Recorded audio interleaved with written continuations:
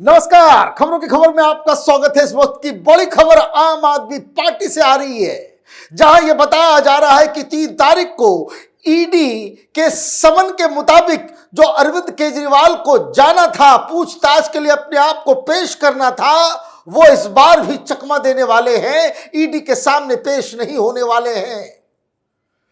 बताया जा रहा है कि वो ईडी के दफ्तर जाने के बजाय कानून का दरवाजा खटखटाएंगे। मामला को कोर्ट कचहरी में फंसाने में जुटे हुए हैं अरविंद केजरीवाल।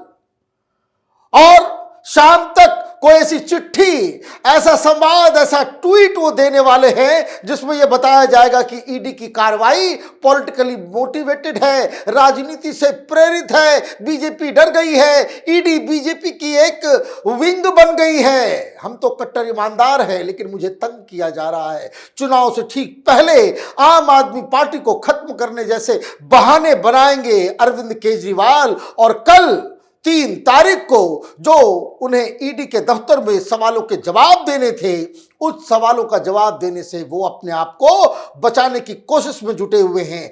और आम आदमी पार्टी के सूत्र बता ये रहे हैं कि अरविंद केजरीवाल पूरी तरीके से समझ चुके हैं कि अगर वो ईडी के सामने गए तो उनको गिरफ्तार कर लिया जाएगा। इसलिए वो एक दूसरे मुख्यमंत्री हेमंत सोरेन से शिक्षा लेकर मामले को कोर्ट कचहरी में फंसाने की कोशिश में जुटे हुए हैं। लेकिन वो भूल गए कि हेमंत सोरेन भी अपनी कुर्सी बचाने के लिए अपनी पत्नी को सामने लेकर के आ रहे हैं। तो क्या अरविंद केजरीवाल की राजनीति और हेमंत सोरेन की राजनीति बिल्कुल बराबर है? ये तो जनता फैसला करेगी। लेकिन इस बीच कांग्रेस पार्टी ने जमकर धावा बोला है, क्योंकि एक शख्स पंजाब के अंदर था जो अरविंद केजरीवाल के साथ समझौता करने को बेकरार था, सीट शेयर करने के लिए भी तैयार था। वही क्रिकेटर, कॉमेडियन नवजोत सिंह सिद्धू।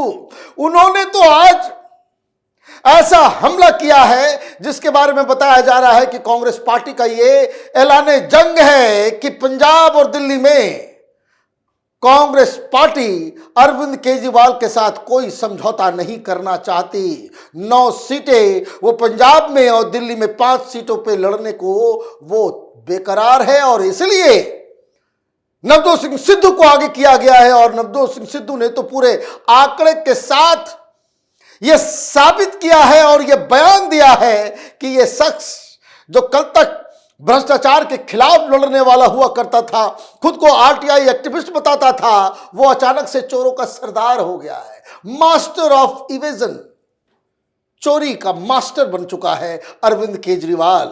तो कई सारी खबरें आई है, हिसाब किताब भी बताएंगे।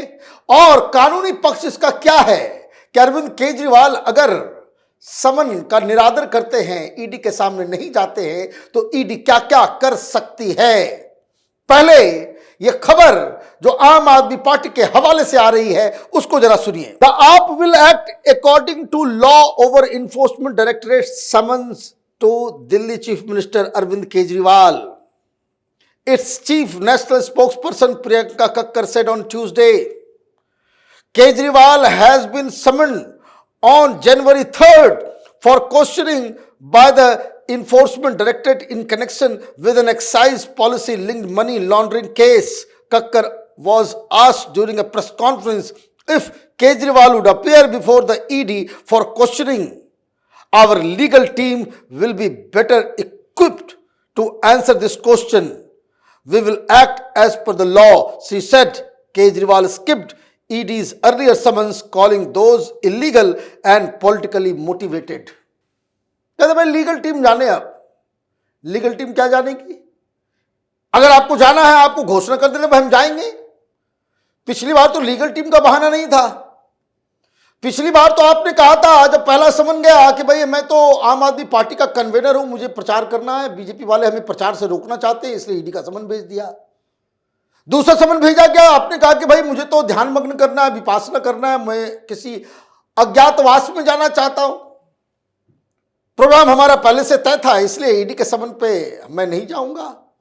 और साथ में ये भी चिपका दिया पॉलिटिकली मोटिवेटेड है तो इलीगल है तो ये है तो वो तमाम चीजें जो पहले ही मनीष सिसोदिया के केस में और संजय सिंह के केस में आम आदमी पार्टी के लीडर्स ऑलरेडी कर चुके हैं। नतीजा क्या निकला? जेल में सड़ रहे हैं। इनका भी नंबर आ गया है और ये जान रहे हैं। इसलिए थर्ड समन को बचने के लिए ये हेमंत सोरेन की बात कर रहे हैं। इनके लोग कह रहे हैं कि भाई ईडी का समन तो मजाक हो गया। हेमंत सोरेन तो 6 बार उन्होंने मना किया। भाई 6 बार मना किया, वो तो हाई कोर्ट सुप्रीम कोर्ट हर जगह घूम आए। ये काम तो अनिल देशमुख महाराज जैसे बड़े स्टेट का गृह मंत्री भी किया। ये काम तो नवाब मलिक ने भी किया। हश्र क्या हुआ? जेल, साल भर जेल, वहां उनको समय काटना पड़ा। तो आपने जो जो एग्जाम्पल दिया है उससे तो यही लग रहा है कि अरविंद केजरीवाल की हालत खराब है, डरे हुए हैं और इसलिए ये बहानाबाजी कर रहे हैं। क्योंकि सवाल तो पूछे जाएंगे। ये कहना कि भाई कोई घोटाला नहीं हुआ है, हमारे ऊपर जबरदस्ती इस तरह के आरोप लगाए जा रहे हैं, इसमें कुछ है ही नहीं, घोटाला हुआ ही नहीं। तो अब भारतीय जनता पार्टी वाले तो बहुत बोल रहे थे, लेकिन आज कांग्रेस पार्टी के लीडर और केजरीवाल के समर्थक नवजोत सिंह सिद्धू, वो तो पूरा हिसाब किताब लेकर के बैठ गए सामने मीडिया के और उन्होंने बताना शुरू किया, भाई घोटाला क्या हुआ, ये जवाब दो। सिद्धू के बारे में कहना पड़ेगा, बड़े अच्छे से उन्होंने समझाया घोटाला कैसे हुआ है, आपको भी समझना चाहिए। उन्होंने क्या कहा कि देखिए एक पुरानी पॉलिसी थी और एक नई पॉलिसी केजरीवाल ने बनाई। पुरानी पॉलिसी शीला दीक्षित की थी, नई पॉलिसी अरविंद केजरीवाल की थी। और ये अरविंद केजरीवाल तो अपने आप को कहता है कि मैं तो पढ़ा लिखा इनकम टैक्स ऑफिसर रहा हूं, और जब बिजनेस कम्युनिटी के बीच जाता है तो कहता है मैं तो बनिया हूं, धंधा करना मुझे आता है। लेकिन कौन सा धंधा कर रहे हो यार? किस तरह का धंधा तुमने शुरू कर दिया? यही नवजोत सिंह सिद्धू सिखा रहे हैं, बता रहे हैं। उन्होंने बताया आंकड़ों के साथ। उन्होंने कहा कि पुरानी पॉलिसी शीला दीक्षित की जो थी उसमें शराब की बिक्री होती थी, उसमें जो पैसा आया वो 7,860 करोड़ रुपए, और सरकार को, दिल्ली सरकार को मुनाफा कितना हुआ? 3,378 करोड़ रुपए। ये एक साल का उन्होंने एवरेज निकाल करके उन्होंने बताया, ये पूरा आंकड़ा दिया। बात सही है, आंकड़े के ऊपर कोई चैलेंज मत करना। मतलब शराब की बिक्री 7,860 और उसमें सरकार को मुनाफा हो गया 3,378 करोड़ रुपए। अब ये जो पढ़ा लिखा व्यक्ति है, धंधा करना जानता है, खुद को बनिया बताता है, उसने नई पॉलिसी लगाई। उसमें बिक्री कितनी हुई? 13,500। मतलब बिक्री बिल्कुल डबल हो गई। 13,500 करोड़ रुपए की बिक्री हुई और सरकार को मुनाफा कितना? 312 करोड़ रुपए। कैसे जवाब दोगे भाई? बात तो बिल्कुल सही है। 7,800 करोड़ रुपए की बिक्री होती है तो 3,378 करोड़ रुपए जो है आपको मुनाफा हो जाता है। और ये कौन सा जादूगर है? ये केजरीवाल, हिंदुस्तान की राजनीति का नटवर लाल, जिसके तहत 13,500 करोड़ रुपए की बिक्री होती है और मुनाफा घट के 312 करोड़ रुपए। मतलब घाटा हो गया। ये अजीबोगरीब पढ़ा लिखा चीफ मिनिस्टर है। डबल हो गई सेल और 87% मुनाफे में कमी आ गई। लीजिए, घोटाला नहीं हुआ, पैसे कहां गए? पाताल में चले गए, आसमान में विलीन हो गया, या तुम्हारे जेब में गया? और क्यों ऐसा हो रहा है ये भी सुन लीजिए। सिद्धू पूरी तैयारी से आए थे आज। उन्होंने बताया कि एक बोतल, शीला दीक्षित के जमाने में एक बोतल की कीमत, एक ब्रांड का इन्होंने ले लिया कि 530 रुपए। 530 रुपए में एक बोतल। और शराब विक्रेता जो रिटेलर होता था उसको फायदा कितना होता था? 33 रुपए। कितना? 530 रुपए बोतल की कीमत, 33 रुपए रिटेलर के पास, और सरकार के खजाने में जाता था, सरकार का जो कर होता था, टैक्स होता था 330 रुपए। मतलब 530 रुपए के बोतल में 330 रुपया सरकार को फायदा हो रहा था। आप जरा पढ़े लिखे केजरीवाल की पॉलिसी देखिए। इसमें बोतल की कीमत बढ़ा दी, 530 को करके दे दिया 560 रुपए। अब 560 रुपए की बोतल में शराब विक्रेता को, रिटेलर को कितना मुनाफा मिल रहा है? 363। कहां 33 रुपए मिल रहे थे, उसको बढ़ा करके कर दिया 363 और सरकार को कर दिया खाली। कहां खजाने में पहले एक बोतल पे 330 रुपए आ रहे थे, अब आ रहे हैं केजरीवाल के जमाने में 8 रुपए। ये जो 33 रुपए का मुनाफा बढ़ा करके तुमने 363 कर दिया, इसी का तो माल खा रहे थे, हैं? इसी का तो माल खा रहे थे। कैसे दोगे जवाब?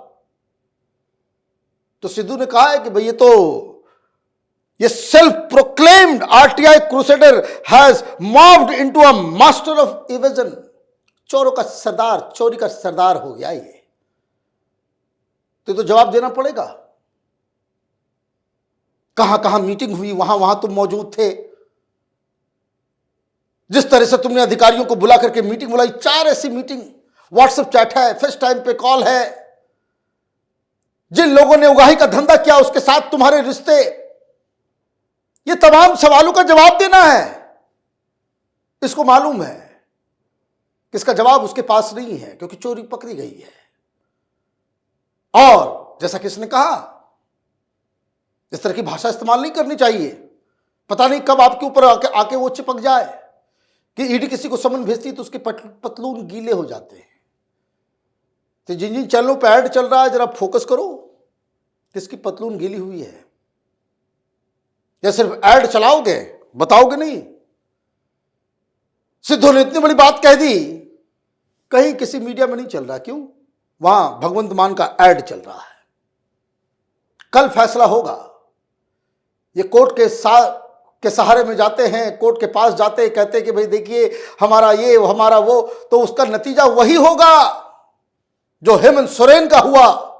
हेमंत सोरेन का भी टाइम अप हो गया है, इसलिए एक एमएलए को इस्तीफा दिलवा करके अपनी पत्नी को चुनाव लड़वा रहा है, ताकि जब वो जेल जाए, जब उसको समन दिया जाए, तो कम से कम केजरीवाल की तरह, बेशर्मी की तरह वो जनता के सामने पेश ना हो कि हम तो जेल से ही करेंगे सरकार, जेल में ही करेंगे मंत्रिमंडल की बैठक और जेल से ही चलाएंगे सरकार। कम से कम हेमंत सोरेन के आंखों में पानी है। ये तो ऐसा निर्लज्ज है कि जिसकी आंखों की शर्म भी खत्म हो गई है। आप देखते रहिए कैपिटल टीवी। हमारे वीडियोस को लाइक कीजिए, शेयर कीजिए और हमारे चैनल को सब्सक्राइब कीजिए। धन्यवाद।